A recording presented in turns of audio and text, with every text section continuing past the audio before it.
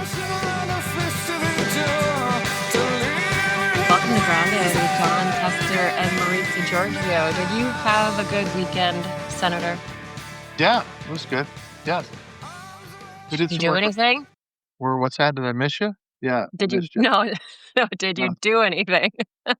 of course, we worked. Yes, yeah, we did a little. Well, we cut some peas on Friday, and then we are worked on the combine a little bit yesterday and got it squared away. Grain's going to be probably in about a week. Spring wheat should be, some of it will be ready to cut, I think, maybe. But I usually get in too early anyways, cut a bunch of wet wheat and then have to dry it down. But it's good. So you just make problems for yourself by doing that, right? That's Haste correct. makes waste. Uh, my dad always said when the wheat looks like you're going to go cut it, you should go on vacation for a week. And he was correct. But Ah, okay. never, So you gave me a lot of grief for spending so much time in the woods looking for morel mushrooms, which yeah. is one of my favorite activities. Well, this weekend we did this huckleberries. So the question is how many hours is in that pan right there? A lot. Probably well, okay, so we went out, to my spot, which was great a few weeks ago, but people went up to this spot. Huckleberries, they grow a lot of them grow in Montana, Idaho, Pacific Northwest for people who've never had huckleberries. They're really delicious. Uh, I'll have one. But my spot was great a few weeks ago, and somebody went through and used those rakes and just, like, tore all the bushes to shreds. So they were really picked over, the plants were damaged, but we found some. This this bowl probably took me 3 hours. That's good. Did you see any grizzly bears? Not I didn't see any, but maybe they saw me, I don't know. Yeah, it's hard to say. Well, you can make some dynamite stuff out of those huckleberries. My wife makes a salad out of huckleberries. It's right next to a dessert that you can have, like when you're eating your steak, you can have this salad with it. And it's pretty good. Well, okay, so this is something we've talked about, and I need to send a text to Charla because I really wanna have her on to talk on our show to talk about Cooking. recipes. Yeah, Cooking, yeah, 'cause the people clamor for her recipes. She needs her own show. she's a pretty good cook. Yeah, she's good. Mm. All right. Well, we're going to get into some headlines here. We recorded a conversation yesterday, but we talked to Ned Price. He was an intelligence officer, deputy to the U.S. ambassador to the UN, advisor to the Secretary of State, spokesperson for the State Department. He held senior roles at the National Security Council and the CIA during the Obama administration. He has a lot to say about what's happening right now, specifically some of the very serious allegations being thrown at former President Obama. So we had that chat yesterday. It was great chat. We're gonna release it today. Yeah, it was a good conversation. It talked about all the damage that the Tulsi Gabbard had done, the national security director of national intelligence, has done to both the truth, because the truth is the only thing those folks have. And she has pretty much botched that up pretty bad, and the impact it's had on not only the people of the United States, but also on our allies that tend to feed us information when they trust us. And this just leads to a lack of trust. So, bad decisions. Understand why she did it. She's trying to get back into good graces, and they're trying to pivot off of Epstein and all sorts of other things that are going on. But we'll get into that during the conversation. Yeah, it's a great chat. So make sure to check it out later if you are watching live with us on Substack right now. But we wanted to go over some Monday morning headlines, over some coffee with you guys. All right. So we have an agreement made between President Trump and the EU to impose a 15% tariff on products from the EU. I'm not going to call this a deal because even though it's less than the previously threatened 30%, 15% is a lot more than the 1% that tariff averaged out, before Trump became president again for the second term. There are some exceptions for certain egg products and aircraft parts, but a lot of people are calling this a deal. Well, let's just look at it from average consumer standpoint. Your taxes are increased by 14% on any imported goods from the EU. Um, Before they were nearly zero, and the president has cut a deal to increase your taxes. That's basically the bottom line. Um, and remember when this started out, it was we're going to do tariffs to hold China accountable. And now we're putting tariffs and increasing taxes on American citizens and putting tariffs on our friends in the country. This is uh, this is a lose-lose situation, and I'm sure he's going to say, no, no, no, no. The EU is paying these tariffs, but that's total bullshit. The tariffs are being paid by you and I, the consumers in the United States, and so it was a 14% increase in our taxes. Okay. Well, we'll see more more that comes out of it. It's interesting to see some of the commentary about that already.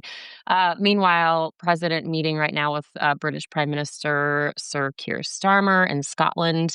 The PM is expected to bring up the dire circumstances happening in Gaza. And when asked this morning already by reporters if Trump agrees with Israeli Prime Minister Benjamin Netanyahu that there's no starvation in Gaza, Trump said, "Not particularly," adding that he thought those children looked very hungry. If you've seen the photos, you know they look more than hungry. Israel says it's going to start pauses and fighting to let aid in. Many agencies say that's not enough to handle what's happening.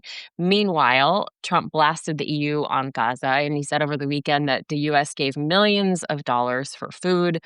Nobody gave but us, and nobody said, gee, thank you very much. It would be nice to have at least a thank you. Those were his comments. Well, it'd be really nice if the food got to its point where it's needed, and that's to feed these folks in Gaza that are literally starving to death. Look, this has been going on for a long time. This was going on when I was in the United States Senate, and Netanyahu said repeatedly that he was going to pause to let food in, but it's just not happened. And this is ridiculous. And they need to do something about it. And the administration is the one that's taken all the power from Congress, so we don't expect Congress to step up and do jack shit. But the administration needs to, and they need to hold Netanyahu accountable. He's not a good actor, and it's what's going on over there is horrible, absolutely terrible. And it's great the United States is giving food, and we should be thankful for it. But when the food doesn't get to where it needs to go, that's a wasted resource. And this whole comment brought up by many of the Republicans on the Sunday show that Hamas is stealing this food and selling it is totally made up.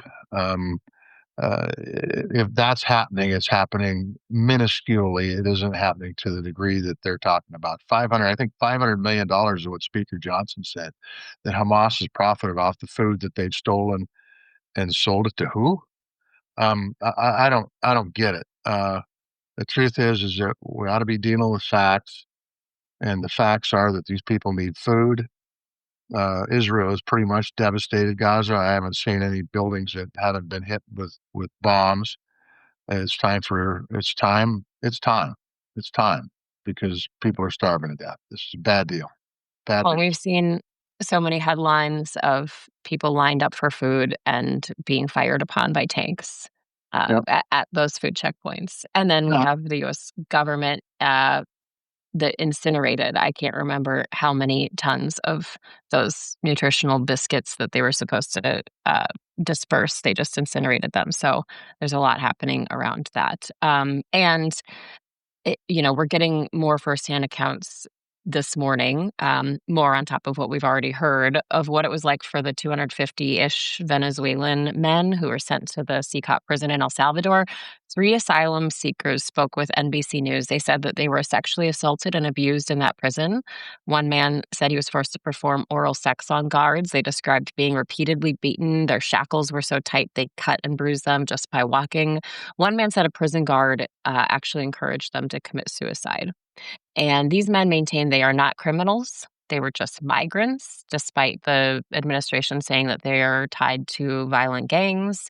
A New York Times investigation found most of them who were sent to CCOT didn't have any criminal records in the United States. Meanwhile, the administration is doubling down. They keep saying that they will continue to send people to this prison.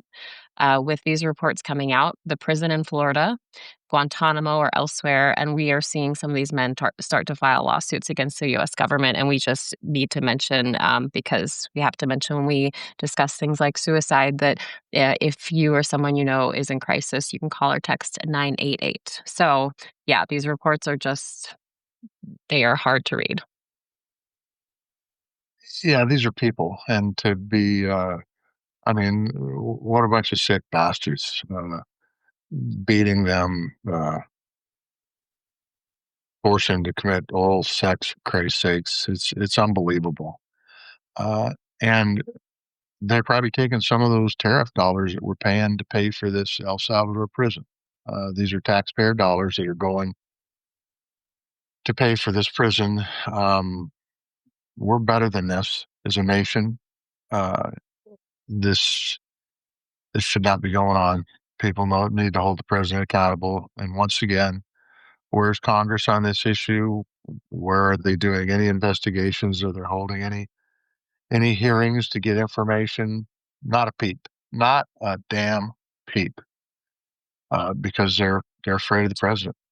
Mhm. So that's a question I have. Like when Real reading this, real shitty reason to be in Congress, by the way. I just if I were hearing these accounts Yep. and there was somebody taken from Montana when I was Yep. working for the local station here, and I called your office when you were a senator and I said, "Hey, we are hearing reports of this, this, this, and this." I mean, what would that look like? Would you would in my experience, when I've called these offices, they look into it if they hear something like these accounts. They're supposed to. They're supposed to be responsive to their constituents. And you're a U.S. senator, so you could argue that everybody in the United States is one of your constituents, even though they're focused on their states as they should be. But yeah, I mean, even to have hearings. I mean, if look, if the Republicans aren't going to join in, and I think there's some that would if you give them an opportunity to have hearings, then do a hearing on your own. Uh, Ask these folks to come in and talk about what's transpired. I mean, you got to get information out, man. And if this is actually happening, and if you had a hearing, you could ask them and get to the bottom of it. But if this is actually happening, it's unacceptable, flat unacceptable. But I mean, beyond unacceptable. And so, getting to the bottom of it is part of Congress's job to find out what's really going on. But once again, nothing. But you're right. If somebody calls into an office, um, and it's real, and they have a legitimate problem, yeah, you've got, I had 35 people that work for me. You put one of them out to start digging up some information and make sure they're doing it, and then you deal with it. If it's unjust, you deal with it in a way to try to stop it. I don't know. Okay, well, it seems like the president is going to continue to go after legacy media outlets because in a Truth Social post this weekend, Trump went after more news outlets saying, quote, networks aren't allowed to be political pawns for the Democrat Party, not the Democratic Party. It has become so outrageous that, in my opinion, their licenses could and should be revoked. Is this the next step? Are we going to start seeing FCC licenses being pulled from networks? What's the consequences for the president doing that? I mean, what are the consequences? If there are no consequences, then I would say yes. If Congress wants to step up and hold them accountable, then I would say no. But Congress has been AWOL for 6, 7, 8 months now, and so that's it. I mean, the truth is, uh, we've seen this before, where real news is classified as fake news, and fake news is classified as real news, and you take away freedom of the press, you kiss your democracy goodbye. And if that's what we're doing here, is crazy. And by the way, I don't mind anybody calling the party Democrat Party. I don't. That doesn't bother me a damn bit. In It's fact, supposed to be Democratic Party. well, I don't, I don't really see what It's easier to spell Democrat instead of Democratic. It's two letters that are unnecessary. I mean, I'm telling you, Uh, I don't have an H in John for a reason. The H is unnecessary. So just leave the get the I H out. out of It's there. okay. Yeah, that's right. Exactly. So it's Well, okay. some of my grammar nerds will agree with me on this one, but I own. They probably will. I did not get grades in English. In fact, it's it's my second or third language anyway, and I don't have a first one, so it's good. It's farm jargon. Yeah, I mean, I think that, I'll weigh in on this one a little bit more than I usually do. There's a reason that I'm sitting on Substack with you here this morning, and it's because I was laid off, and many people who are journalists have been laid off or getting laid off, and what my network cited for the reasons in cuts was that people did not want the advertisers did not wanna advertise with these news outlets because they were afraid of political retribution. They were afraid of, making people mad, and I think that in some ways we're seeing the writing on the wall here. There's concern about what the second Trump administration would do, if they didn't like some of the coverage, and we're seeing it play out. Um, I I'm really concerned about the future of journalism in this country, and I think that's why independent journalism, like what we're doing here, like what so many of our friends are doing, on Substack who we've talked to, that is really what's so important right now. Getting information out is good. If you got good information, you make good decisions, and the president is surrounding with a bunch of people who are so loyal. What do they call them? Fealty? Fealty, that was what, John Bolton said. It's not John about Bolton said, loyalty, it's about fealty. you Yep. know, and giving him information that he wants to hear instead of the facts. And it impacts what he says, it impacts what he does, and it impacts decisions that are made. And if you don't have good information, you don't make good decisions. And that is a fact of life. You know, Senator Tester gave me a little bit of hell for this shirt I'm wearing because I'm wearing a shirt that says University of Montana School of Journalism. He said that's a good place to go if you wanna get laid off. Well, I mean, I was just speaking the truth in this case. Okay? But the truth is we need good journalists. They're important. They're We important as well. do. Speaking And, truth to power is important. University of Montana School of Journalism is one of the best. I will plug it. All right, let's talk about it. Let's talk about the topic that just continues to take up all the oxygen in the room, especially on the Sunday shows. Jeffrey Epstein. Jeffrey Epstein.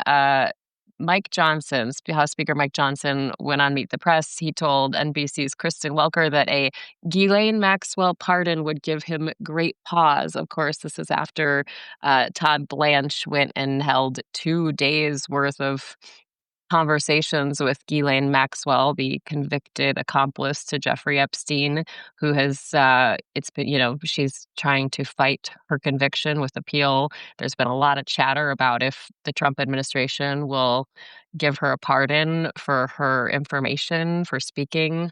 Uh, I don't see a good path forward here. I don't think any path forward is going to satisfy the people clamoring for answers. What do you think? I think that's the point. I think the point is I'm not sure it's going to satisfy the folks who want answers on Epstein.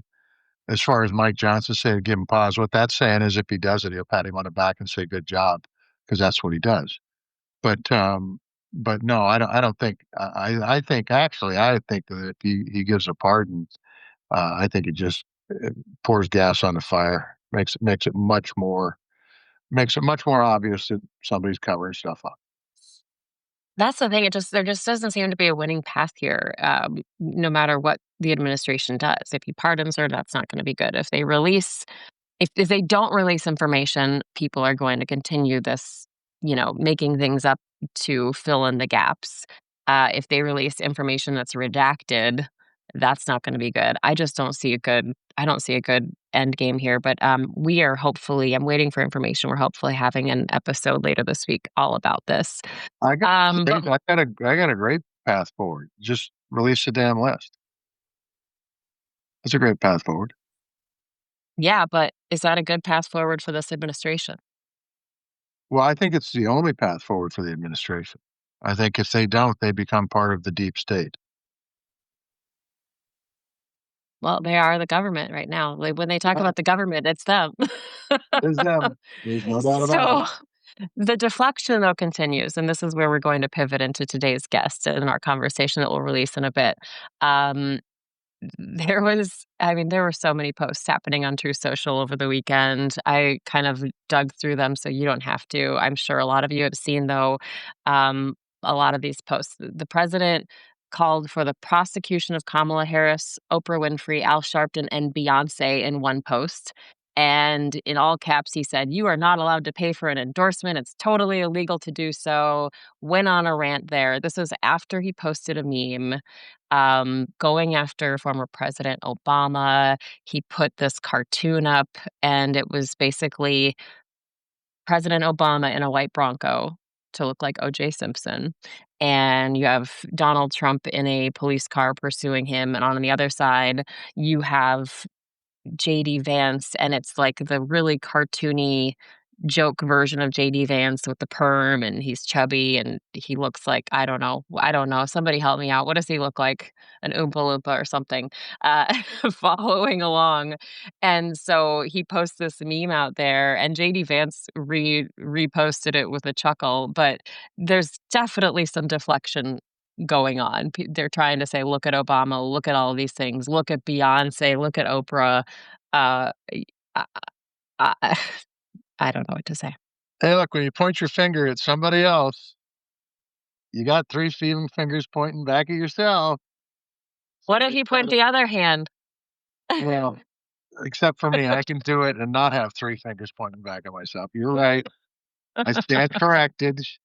Bottom line is, yeah, a lot of pivoting, and you're not allowed to pay for an endorsement. It's totally illegal to do it. People, what the hell is he talking about there? I mean, I don't understand what he's talking about. It's illegal for Oprah to donate to campaigns? Is that what he's talking about? I don't have an idea because the thing is, I don't think Oprah required payment for her endorsement of Kamala Harris, Hell no. nor None of nor them. do I think that Beyoncé That's did, that's not how endorsements work. maybe in their world it does, I don't know. Well, maybe it is. That's true. You're right. And he was talking about how they owe money, and, I'm pretty sure he still owes money from his visits to Montana when he held rallies here. I'm pretty sure, if we're talking about owing money. Yeah, I would bet you that the police departments in the respective towns, when he came in 18, half a dozen times, or how many times he came, and then again in 24, I would bet you they haven't seen a nickel. Uh, yeah, so here's the deal. They're going to keep talking about Obama, and he's playing the hits. He's playing his greatest hits, right? And so it came up on the Sunday shows, and we have Senator Lindsey Graham basically doing a 180 because previously, he talked about the investigations into Russia influencing our 2016 election in a different tone, and now he's advocating for an investigation into whether Obama influenced an intelligence report about this Russian interference.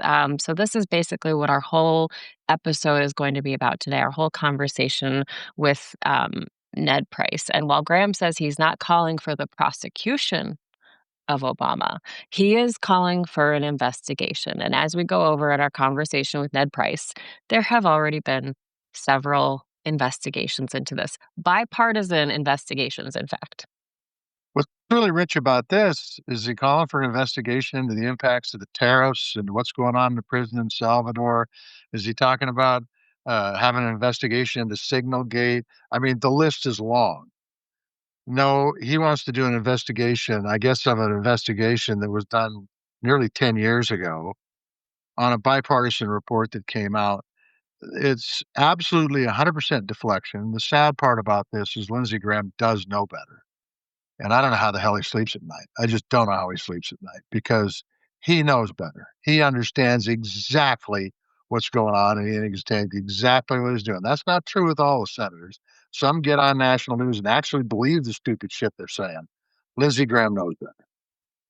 Okay, so today's guest joins us now. It's Ned Price, and he was an intelligence officer, deputy to the U.S. ambassador to the UN, advisor to the Secretary of State, and a spokesperson for the State Department. He's fit a lot in. He also had senior roles at the National Security Council and the CIA during the Obama administration. And he recently wrote an op ed for Fox News calling the Trump administration's latest allegations against former President Obama a dangerous distraction. So we'll dig into that more, but we want to say welcome to Ned.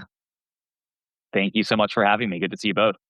Okay, Chester, you want to start us off or you want me to start us off? Well, let me. What the hell? You give me the option. Of course, I'm going to say yeah. I'll go first because you always get the last word. And Ned, it's good to have you on. Hey, um, we've seen we've seen the director of national intelligence over the last week come out with all sorts of claims. Now, we probably all each have different reasons why she would do such a thing for personal reasons and to try to pivot. Yep. But more importantly, um, tell me what the danger is, and Yeah. I think it's quite obvious on the director of national intelligence, which is a pretty damn important position, Yeah. starting to spew shit that isn't backed up by facts. Yeah. Yeah. I have had to laugh over the past week, maybe to avoid crying or being in despair. But on one level, it's not all that surprising over the past week to have heard, a prominent figure come out and talk about a shadowy cabal of some of our country's most elite, most powerful, engaged in sordid, shocking crimes, and then engaging in a cover up to hide their tracks. But as you alluded to, Senator, the problem is in this case, it is Tulsi Gabbard, the director of national intelligence. And she's not talking about Jeffrey Epstein and the scandal engulfing her own administration. She's talking about the 2016 election, of all things, and President Obama, and just raising some really outrageous charges and baseless allegations against him. It's a really good question. It's a really good place to start because I think it's one of the elements that even if, as Americans sort of know this is wrong and sort of shake their heads as they watch this, they may not fully appreciate the implications of this. The director of national intelligence, there is nothing more important to that role and to the organization really as a whole than credibility. And I mean that really in two senses. Number one, the credibility and the trustworthiness is important to our international partners and allies. And look, our intelligence community, it is really the kinds of information it can collect. It is truly mind-boggling, and we have our own capabilities, of course. But what serves as a force multiplier for our intelligence community, and what gives us so much of the knowledge that helps the intelligence community keep the American people safe and secure comes from our international allies and partners. There are foreign intelligence services and law enforcement services, security services all around the world that are collecting information every single day, sometimes in their own country, sometimes, in far-flung places of the world, passing it to us. And they're passing it to us because they believe that we will be able to keep that safe and that we are trustworthy and that in turn we will help them. It's sort of this self-reinforcing and mutually reinforcing pact we have with countries around the world. When the director of national intelligence goes out and leads countries to believe that her motives may not be in the best interest of the United States, and certainly not in the best interest of our partners and allies around the world, I think calls that relationship, that sort of globe spanning network of relationships into question. And it will really start to erode the trust and the credibility that has been the glue between us and our partners and allies around the world in terms of those intelligence relationships. And in turn, will redound on the American people because we're not going to get the kind of information that our government needs to continue to keep us safe and secure. But there's also a second element of this, as I alluded to, and that's the relationship between the intelligence community and the American people. And this has been, almost since its inception, a frayed relationship or a difficult relationship. And certainly at times, we've gone through difficult chapters between the American people and the intelligence community. And someone of my generation, I joined the CIA almost right out of college in 2006, and it was in some ways fresh off the 9/11 intelligence failures, and even I think more pointedly for me, 2003 and the 2002-2003 pre-war Iraq intelligence experience.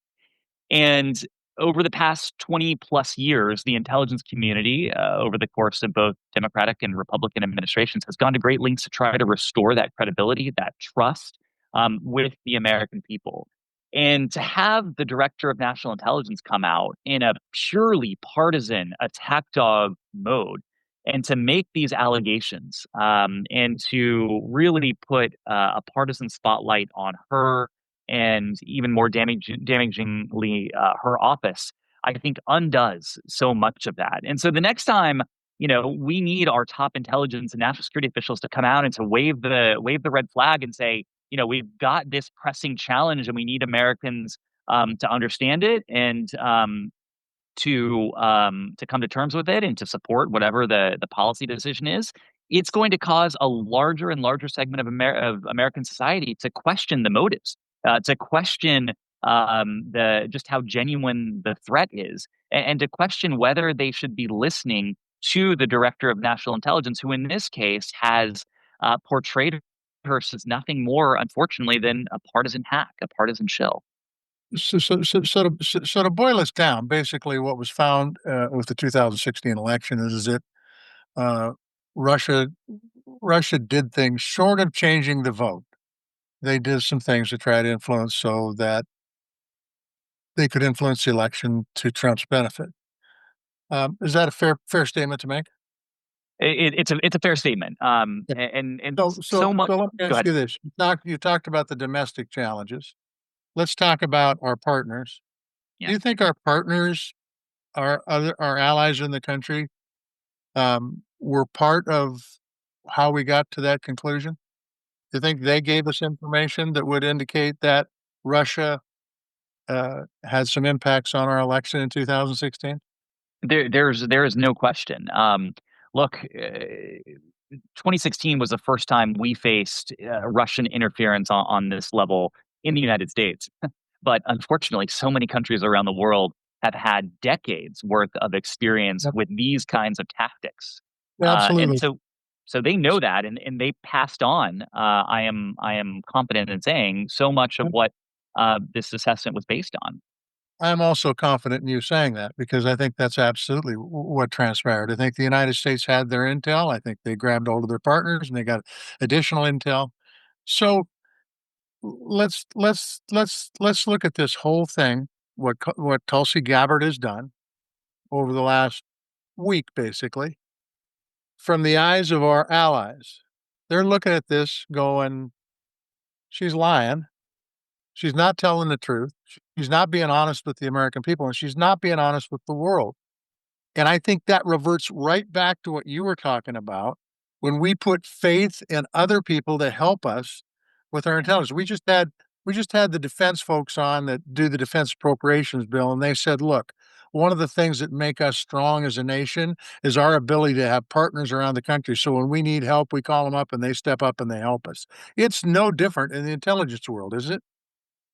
It is precisely the same. It's precisely the same. We would be uh, impaired. Our ability to detect, to disrupt, to thwart threats to our national security would be dangerously impaired were it not for the kinds of information that we are getting on a daily basis, on a near constant basis from our partners and allies. Some of those are countries you might imagine our closest allies, the UK, France, others within NATO, but there are a whole host of countries with whom we may not have the best diplomatic relationship, but they trust our intelligence community and they have trusted the leaders of the intelligence community and they have relationships share that sort of facilitate that information sharing that again is so vital to our national security.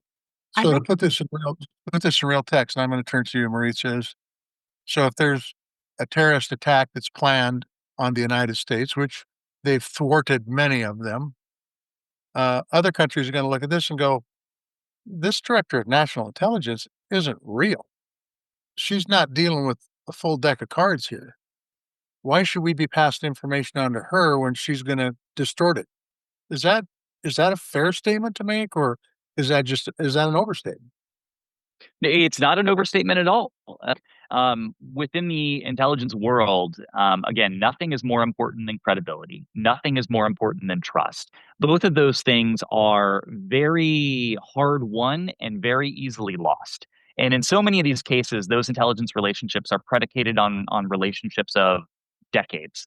But to see something like this and to have this register with our partners and allies and even countries with whom we don't have the closest of diplomatic relationships, to have them witness the top intelligence official in the United States engage in this kind of purely partisan, purely political hackery, it calls into question the type of relationships that we have to have, that they feel like they need in order to pass on, in what is many cases, their most closely guarded, most sensitive secrets. And so I worry that what Tulsi Gabbard is doing here will not only cause damage, sort of partisan political damage, and erode trust within the American people, but she could be causing generational damage to the types of relationships that have helped to keep us safe over the course of many years now. It's going to be very, very difficult for the intelligence community to re-earn, to regain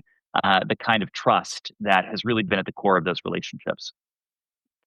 I think the term gaslighting comes to mind here. Yeah, And, I think that we see that a lot right now, whether it's, I have the list on my desk to there is no list, now to this. I mean, I don't think that we can ignore. I mean, it's important context for our viewers and listeners to talk about the fact that this was not a partisan issue, that in fact, a bipartisan Senate investigation that was released in 2020 punctuated all of the intelligence agency's findings here that Russia interfered in 2016. I mean, Secretary of State Marco Rubio, who was senator at the time, said, quote, "This assessment is accurate. It's 100% accurate. The Russians interfered in our elections." So I guess when we talk about this and we talk about the motives, is this strictly, I mean, what do you think the motives are? Is it strictly to deflect from Epstein? Is it for, Tulsi Gabbard to get back in good graces with the president? Is it, I mean, why now? Why now? Is yeah, it because during the first administration, there were safeguards and people who wouldn't cross certain lines and now those are gone? Like, why now? yeah. So, two things, and I want to pause for just a second on what you said to emphasize that this is not a question of she said, he said. Tulsi Gabbard says this. One intelligence report says that. This is the question of she is saying everyone else who has ever looked at this has said. And to your point, the bipartisan Senate Intelligence Committee that was led by Al Secretary of State, a National Security Advisor, a National Archivist, and USAID Administrator Marco Rubio came to the very same conclusion. Bob Mueller, in his role as special counsel during the first Trump administration, came to the same conclusion. John Durham, who, as another special counsel, looked at a related aspect of this during the first Trump administration, came to the same conclusion. The Trump administration itself, the intelligence community, in the context of the 2020 election, actually said that the Russians, in the context of late 2020, were seeking to denigrate then candidate Biden and to advantage President Trump. And then I think something that's been overlooked, John Ratcliffe, who was DNI for a time during the first Trump administration, who of course is CIA director now, released a report just a month or so ago, 6 weeks ago, that laid out a whole bunch of alleged problems with the process, but didn't call into question the fundamental conclusion of the intelligence community report in question from 2017, that Russia interfered, and they did so to advantage Donald Trump. So there is, to call it a body of evidence and a body of reporting really understates what we have. But it gets to your question of motive. Why is Tulsi Gabbard doing this now? And I think two of the potential motivations you raised are key. Number one, look, Tulsi Gabbard has been in the doghouse, I think, almost since the start of the Trump administration. And it really became the most pronounced in the run up to the Trump administration's bombing campaign in Iran. You probably remember she released this sort of cryptic video warning of again a cabal of elites leading us to the brink of nuclear Armageddon. It became clear after the campaign in Iran that she was probably warning against the Trump administration's impending war plans to go to war with Israel in Iran, and of course that got her on the wrong side of President Trump. President Trump at one point basically said, "I don't care what she says, what Tulsi Gabbard says."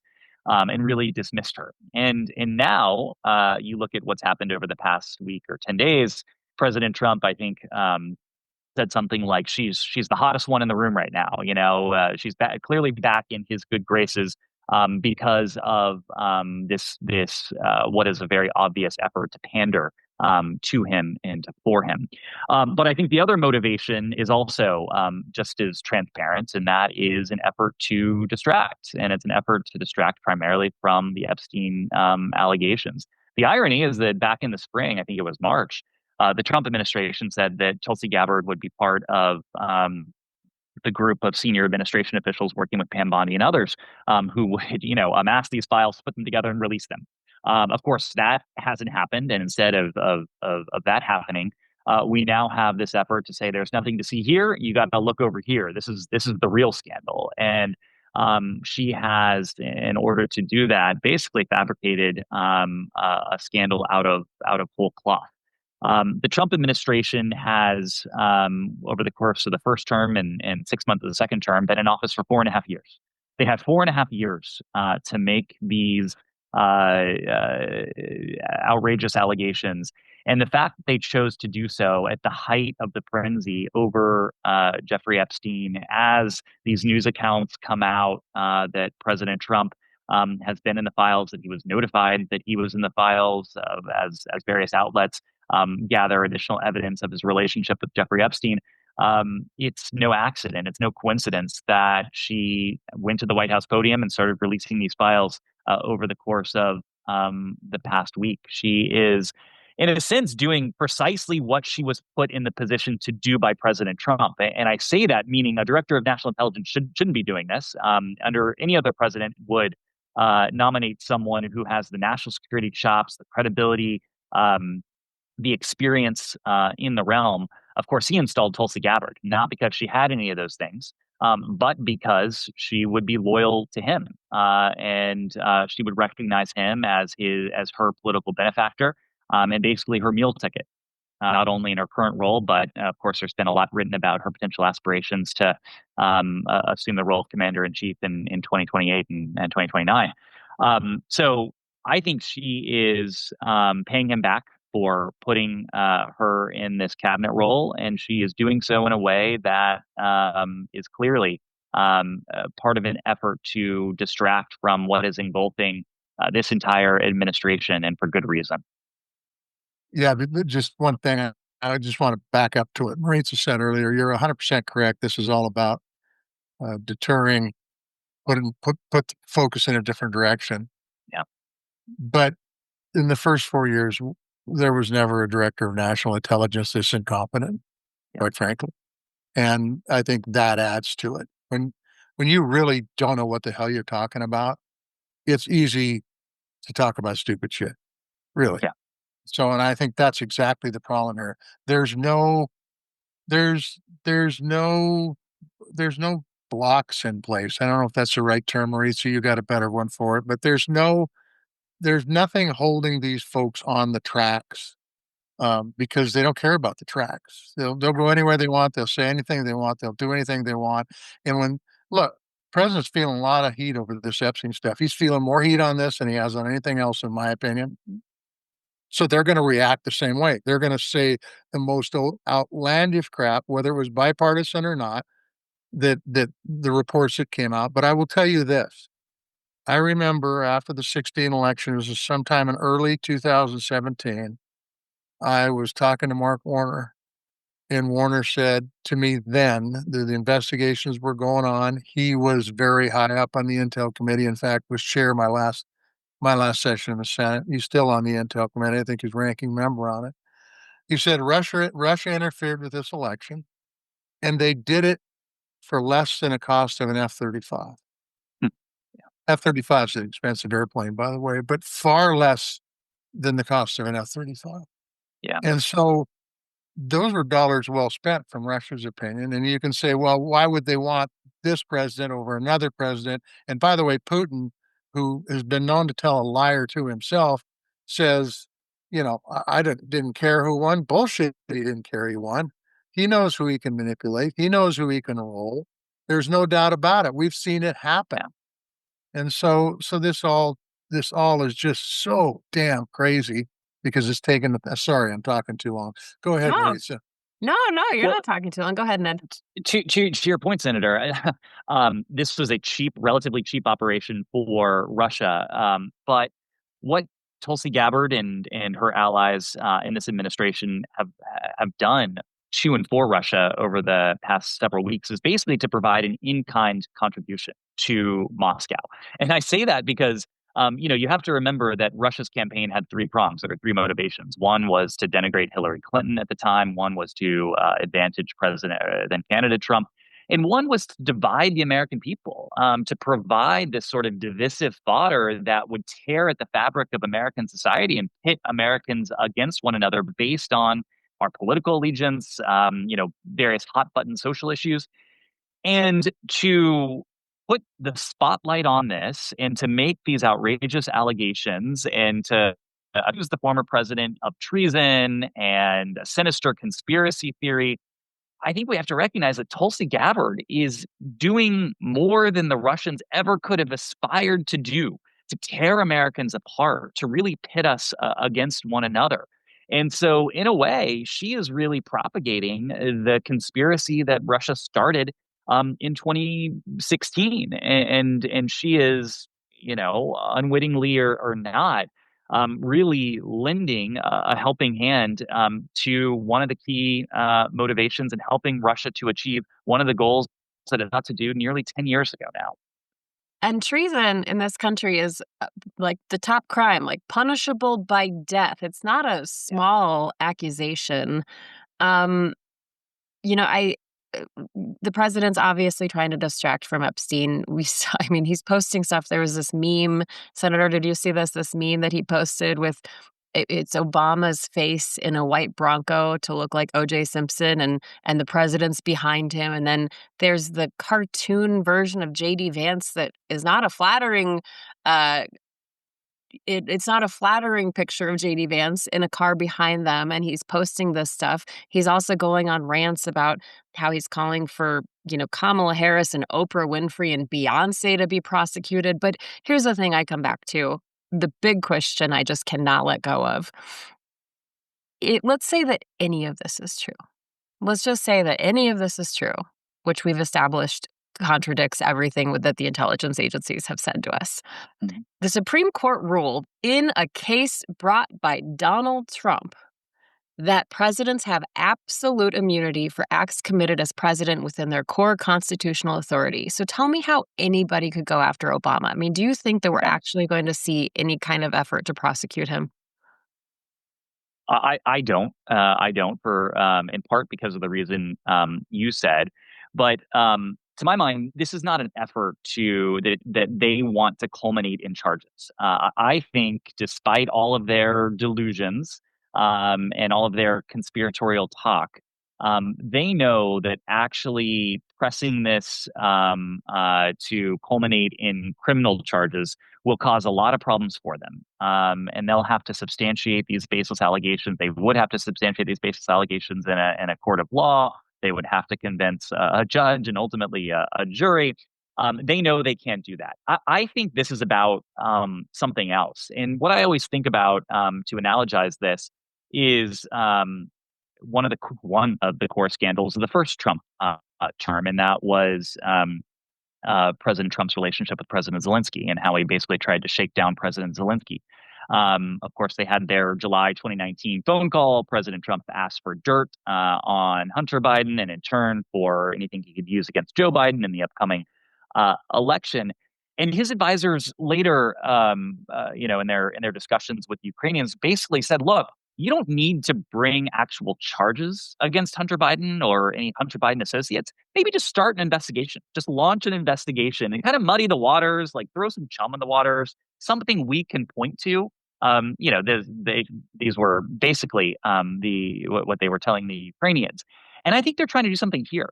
They don't actually want to bring charges because of all the reasons we've talked about. They just want to have what has been launched, this DOJ strike force, quote unquote, I think they're calling it. They just want basically the chum that they've thrown out that they can point to, um, so that, it gives people something to latch their conspiracy theories onto. And I think they've really gone as far as I think they will go. I don't think they're even going to conduct, sort of law enforcement interviews, do the kinds of things that you would do in the course of a normal investigation, because I think it would probably create more problems for them than they want. They've accomplished their goal. They've muddied the waters. They've given their base something to believe in, and unfortunately, as is so often the case, it is something that is purely BS. So I'm going to list four things that have come to mind that this has accomplished for the Trump side of the ledger. First of all, Tulsi gets back into good graces when she hasn't been. We've talked about that. Secondly, Trump was convicted on 34 counts. I believe that's correct. And now it kind of shows that the other president, they're just as crooked as Trump is. It diverts from the Epstein situation, and it gives Russia a scratch on the back for what they've done.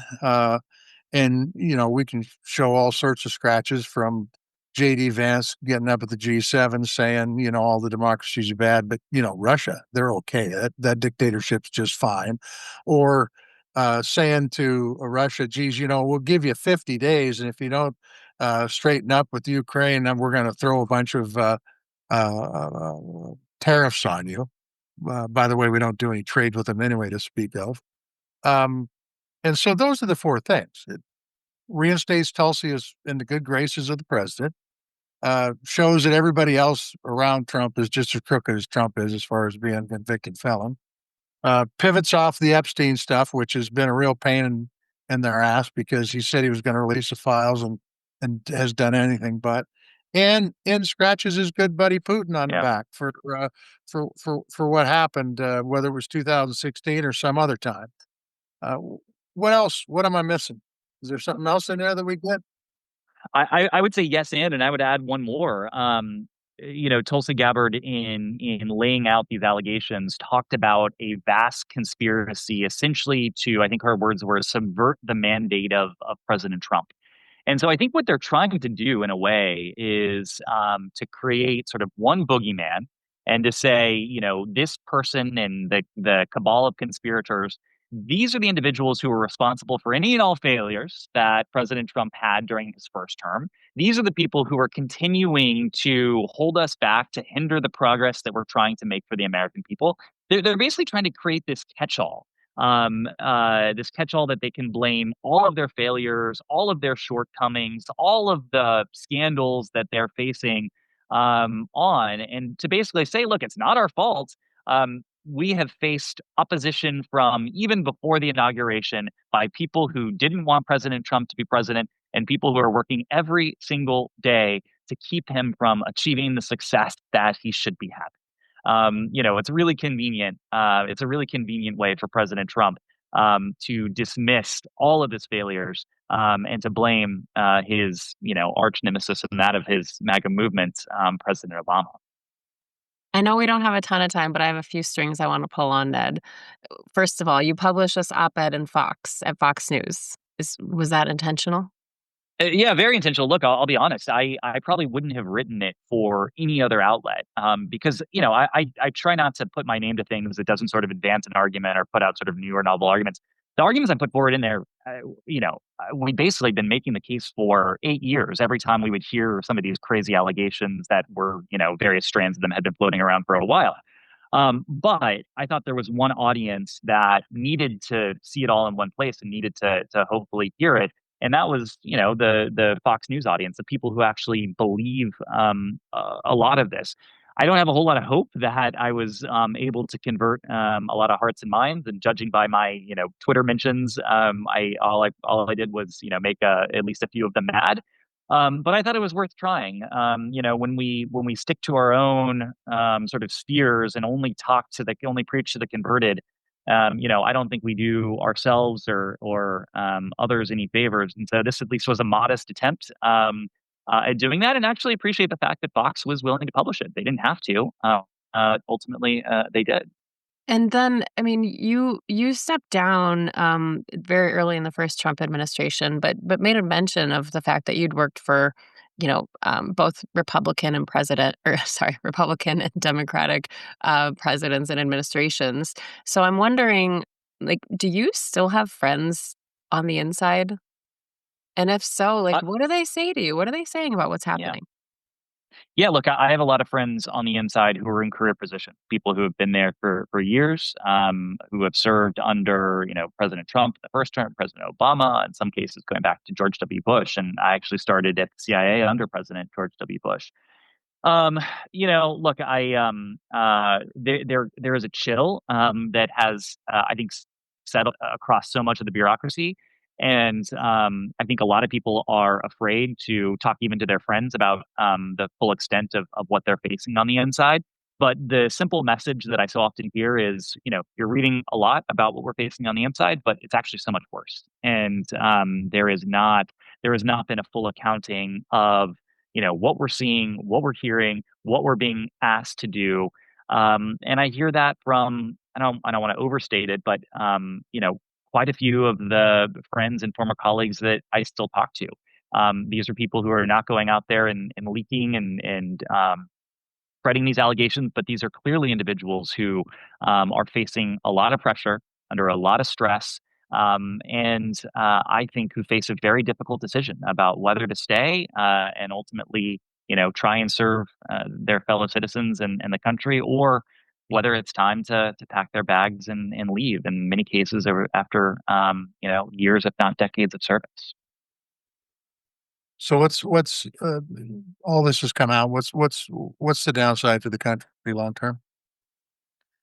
Look, I think the downside, Let me rephrase that. What's the yeah. downside for the short term and long term? Yeah. Look, I think the downside is that basically every single institution of government is going to be painted in a partisan light, and that obviously has started years ago, and I think it accelerated into the first Trump term, and clearly during this Trump term. But what pains me as a national security professional is this idea that even institutions and organs like the Director of National Intelligence, like the Central Intelligence Agency, um, they're going to be seen by the American people as organs of a partisan government. This sort of seen in the same light as the White House press secretary. Clearly it's a position that has political motivations, partisan motivations, whether you're a Democrat or Republican. That shouldn't be the case with the director of national intelligence, the CIA director, with others in the national security realm, like the Secretary of Defense. And we need not even get into him because that's a whole other hour's worth of conversation. But to sort of have all of these individuals and their institutions seen as nothing more than puppets of a highly political organization, that is long term, if not generational damage for the way in which Americans see their government and see the organs that are supposed to protect them day in, day out. Okay, we try to leave on a hopeful note. So when you look at all of this, I mean, what gives you hope? Look, I will say there's not a whole lot of room for optimism, but I think one element that consistently does give me hope during the first Trump term, and now being out of government during this Trump term, I've spent a lot of time teaching, working with students, working with young people, and the number of people who still reach out and tell me virtually every single day they want to go into government, they want to serve their country, they are not deterred by the craziness that they're seeing emanate from the White House and other parts of our government.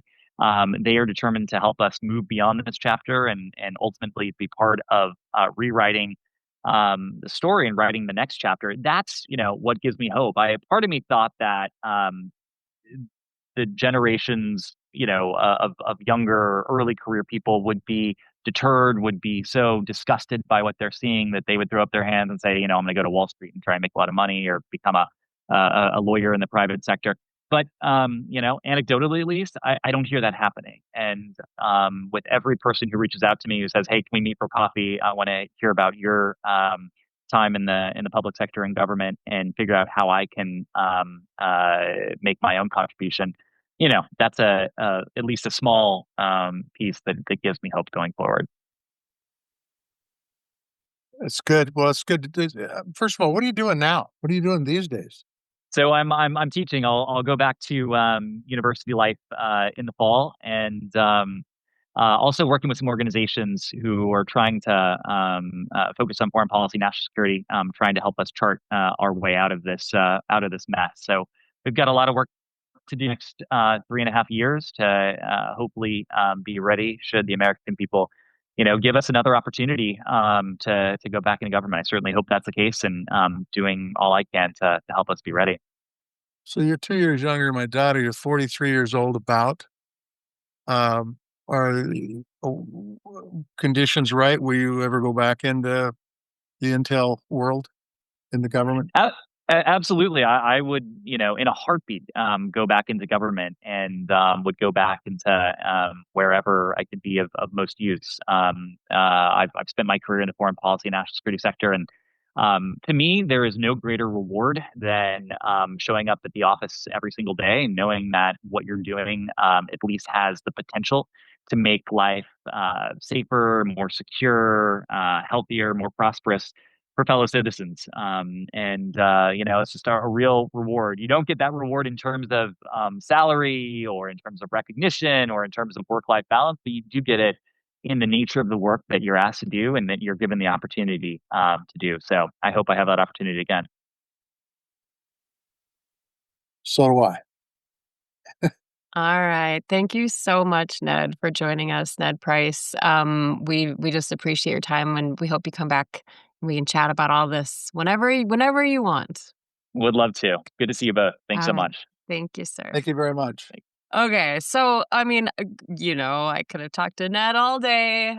There's no difference from any other episode. I have a lot more questions, but he's served in so many roles, with the goal of keeping our country safe and informed and protected. And I just think it's so valuable to have his insight.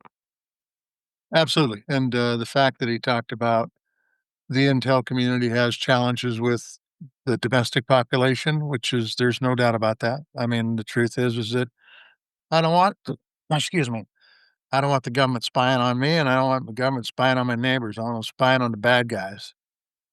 Um, but there's that out there because there's capacity to do a lot of spying, and so there has to be controls on that. And we've talked about that with previous guests on this podcast.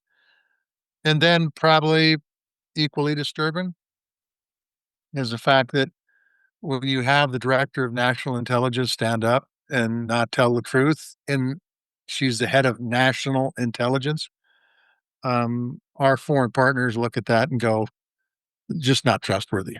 We're just not gonna give information. And then this is one thing, but the potential for attacks on this country or have been here for the last, well, God knows, probably my whole life, but for sure the last 25 years.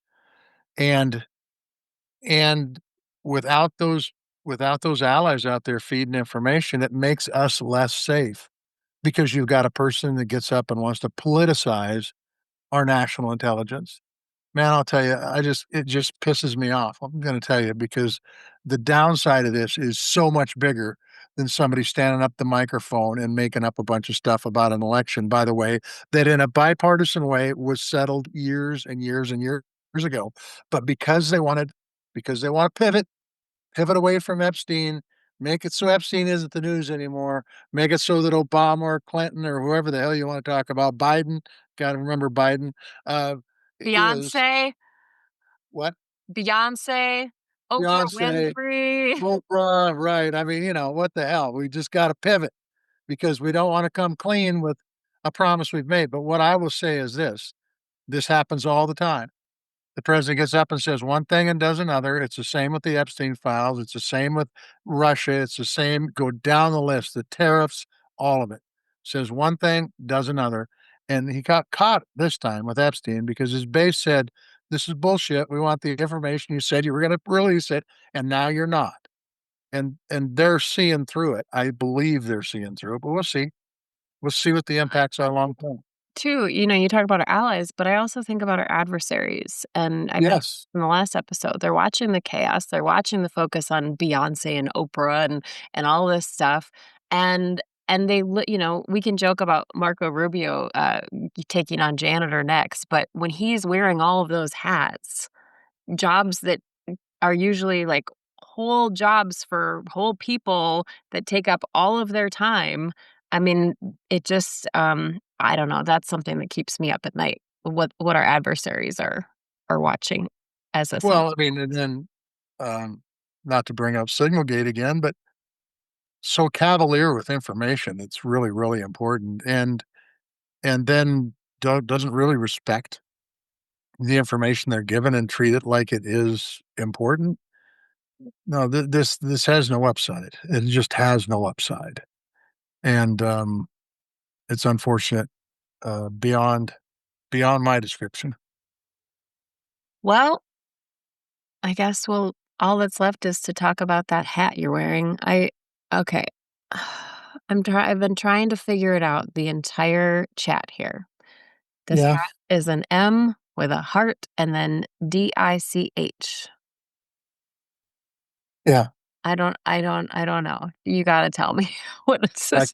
I cannot believe this. You're from Minnesota. You've got Greek heritage, and you don't understand what this is. It's all Greek to me. So this is how it was given to me, and there's a mountain in Italy, I believe it's in Italy, called Mount Dick, Oh, and so it loves Mount Dick. So this is a nod to all the dicks out there. Okay. there seem to be a lot of them these days. Yes, there does. That is so wait, who gave you that hat? I can't tell you. His name was Dick. Oh, All right. good. I like it. I like Yeah, it. yeah. All right. Well, hey, we so appreciate. We had a lot of comments and feedback on our last episode. We were wondering if it was maybe like too in the weeds and too like, you know, nerdy or for policy wonks, but people really love to hear the inside of like what goes on in crafting our defense budget. So thank you to everybody who reached out about that. I appreciate that because I told those two Hanyackers that I appreciated them coming on and thought they did a good job. But if we're getting positive, that means they did do a good job. And Yeah, you weren't just lying. Yeah, no, just wasn't. Yeah, I wasn't gabberting you. Yeah, yeah, that exactly. right.